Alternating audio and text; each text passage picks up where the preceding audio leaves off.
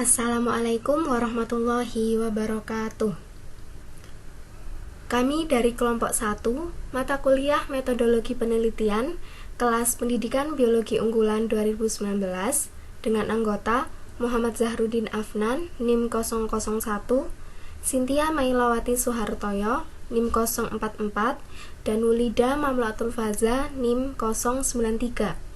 Kali ini kita akan membahas mengenai penelitian kuantitatif. Yang pertama adalah pengertian metodologi penelitian kuantitatif.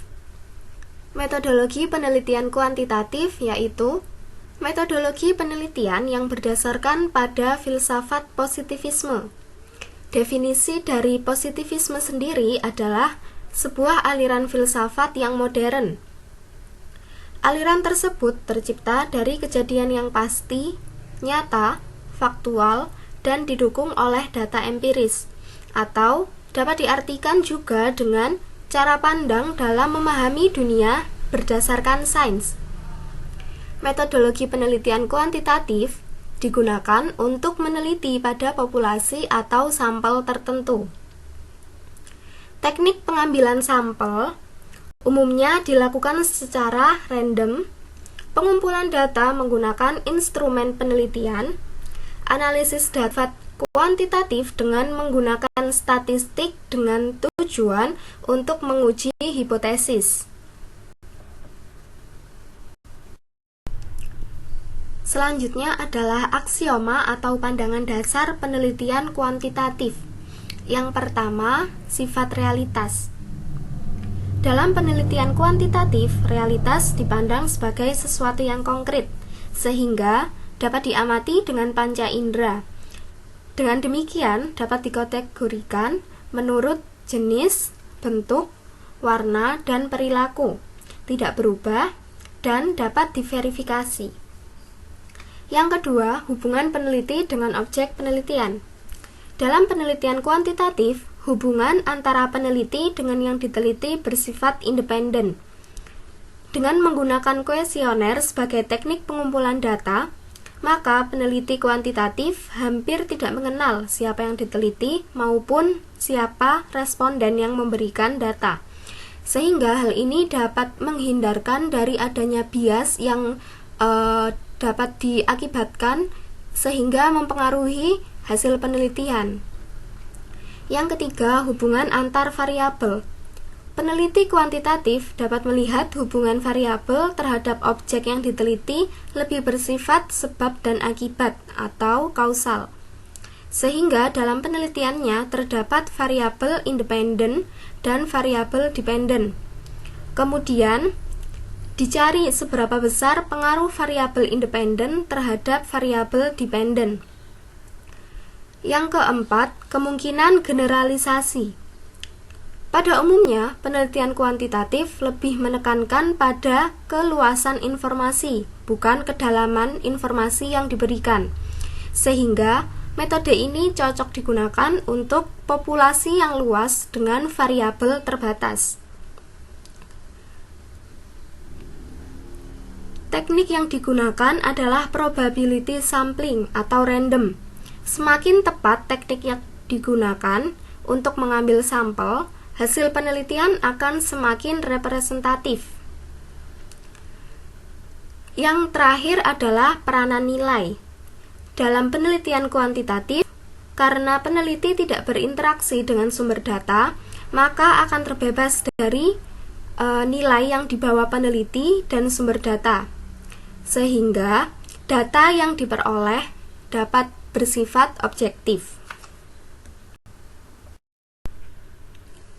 Selanjutnya adalah karakteristik. Yang pertama adalah tujuan.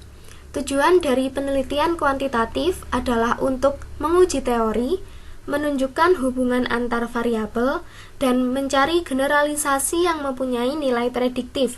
Yang kedua, teknik pengumpulan data. Umumnya menggunakan kuesioner, observasi terstruktur, dan wawancara terstruktur. Selanjutnya, instrumen penelitian berupa tes dan angket. Selanjutnya, data bersifat kuantitatif. Kemudian, sampel besar, representatif, dan sedapat mungkin random, serta telah ditentukan sejak awal. Yang keenam adalah analisis. Dilakukan setelah pengumpulan data, memakai logika deduktif, dan menggunakan statistik deskriptif atau inferensial. Yang ketujuh, hubungan dengan responden. Dibuat berjarak, kedudukan peneliti lebih tinggi dari responden, hubungan peneliti dengan responden dalam waktu jangka pendek sampai hipotesis dapat dibuktikan. Dan yang terakhir adalah usulan desain. Luas dan rinci dan tetap tidak berubah. Literatur yang berhubungan dengan masalah atau variabel yang diteliti dijadikan sebagai pegangan utama dalam melaksanakan penelitian. Masalah dirumuskan dengan spesifik dan jelas, serta hipotesis dirumuskan dengan jelas. Selanjutnya adalah kapan penelitian kuantitatif digunakan. Yang pertama, penelitian kuantitatif digunakan ketika masalah yang merupakan titik tolak penelitian sudah jelas. Yang kedua, ketika peneliti ingin mendapatkan informasi yang lebih luas dari suatu populasi, karena pada umumnya penelitian kuantitatif lebih menekankan pada keluasan informasi, bukan pada kedalamannya. Yang ketiga, ketika peneliti bermaksud ingin menguji hipotesis penelitian. Yang keempat, ketika peneliti ingin mendapatkan data yang akurat berdasarkan fenomena empiris dan dapat diukur, karena penelitian kuantitatif sendiri berdasarkan pada filsafat positivisme. Yang kelima, ketika peneliti ingin menguji adanya validitas suatu pengetahuan atau suatu teori. Baik, yang untuk selanjutnya yaitu proses penelitian kuantitatif, di mana proses penelitian kuantitatif ini ada beberapa tahap. Untuk yang pertama yaitu tentang pencarian masalah, yang mana ditinjau dari sumber yang empiris dan juga teoritis. Kemudian dari masalah tersebut kita mengidentifikasi masalahnya dan juga menemukan batasan-batasan masalah yang ada, yang mana nanti outputnya adalah menjadi rumusan masalah. Kemudian dari rumusan masalah ini dibagi menjadi dua. Yang pertama yaitu membaca dan berpikir, yang mana akan menghasilkan konsep dan teori yang relevan. Kemudian yang kedua yaitu ketika kita membaca hasilnya yaitu temuan penelitian yang relevan juga. Nah, dari kedua hasil pemikiran konsep dan rumusan masalah ini akan menjadi sebuah pengajuan hipotesis atau mulai membentuk hipotesis. Setelah itu ketika hipotesis tersebut sudah fix, maka kita bisa melakukan pengujian, yaitu menguji validitas dan realitas instrumen penelitian kita, yang mana mengacu pada atau yang sesuai dengan hipotesis yang kita buat.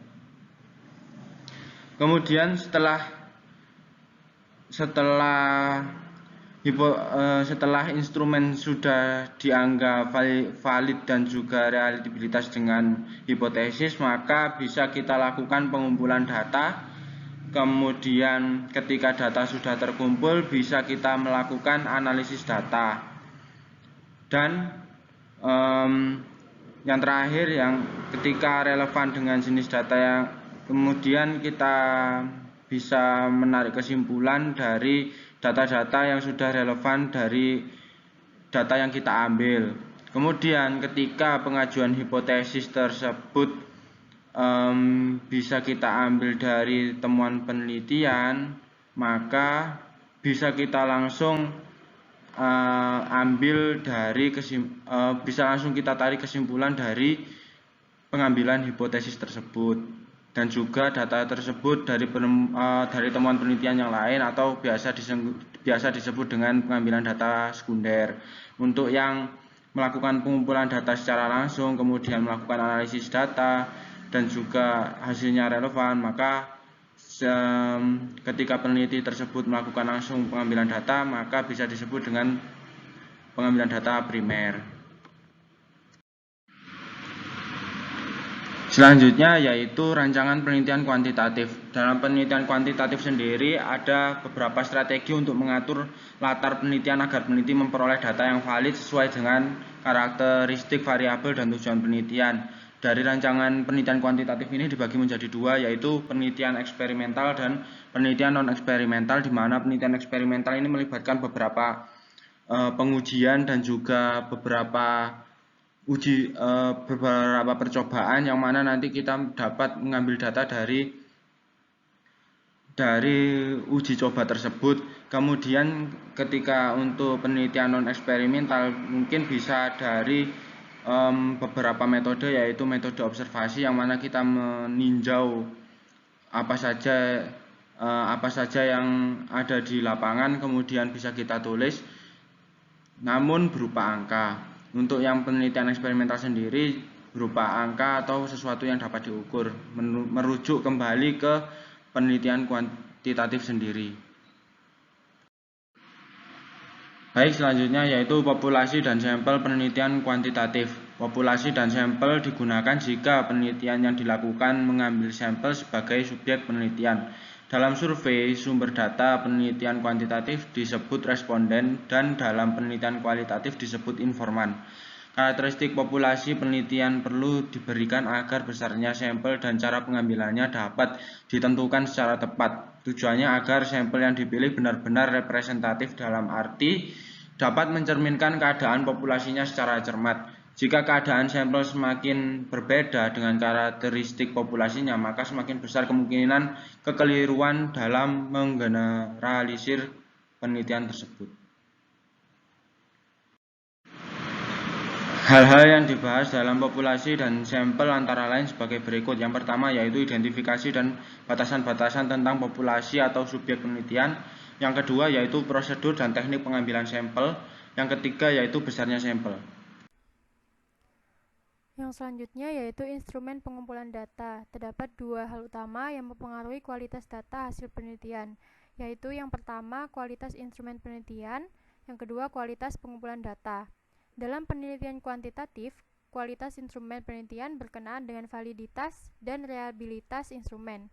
Kemudian kualitas pengumpulan data berkenaan dengan ketepatan teknik atau cara-cara yang digunakan untuk mengumpulkan data. Kemudian teknik pengumpulan data. Tidak semua teknik pengumpulan data dari angket, observasi, wawancara dicantumkan kalau sekiranya tidak dapat dilaksanakan. Selain itu, konsekuensi dari menyantumkan ketiga teknik tersebut adalah setiap teknik pengumpulan data yang dicantumkan harus disertai datanya. Yang perlu diperhatikan di sini adalah di bagian ini, ketika sifat penelitian kuantitatif bersifat deduktif, maka teknik pengumpulan data harus terstruktur baik observasi maupun wawancara. Dan yang terakhir, teknik analisis data. Dengan statistik atau angka-angka, terdapat dua macam statistik, yaitu statistik deskriptif dan statistik inferensial. Statistik inferensial meliputi statistik paramestis dan statistik non-paramestis.